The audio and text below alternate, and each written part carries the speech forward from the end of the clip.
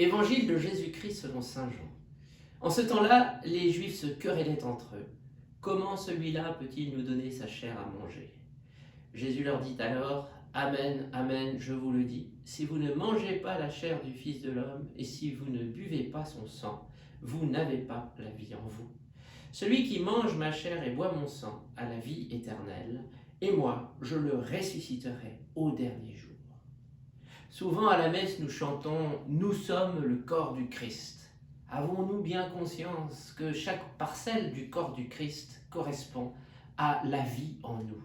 Effectivement, cette vie passe en nous, car son corps et son sang ont été pris dans cet amour qu'est Dieu, et que depuis notre baptême, cette greffe a pris en nous.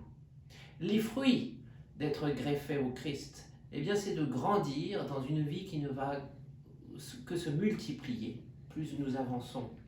Et les fruits sont visibles, particulièrement en cette période de confinement, en cette période si difficile pour tant de démunis.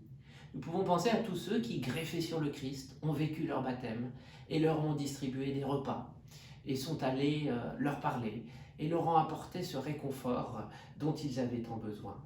Voilà comment vivre la vie de nos baptêmes, greffés sur le Christ. Et pour cela, il est bien vrai, nous avons besoin d'être unis au Seigneur. Peut-être que pendant le confinement aussi, nous ne pouvons pas communier, mais nous pouvons pratiquer justement cette communion de désir qui nous greffe aussi complètement, corps, sang, âme, au Seigneur Jésus-Christ, le Seigneur de la vie.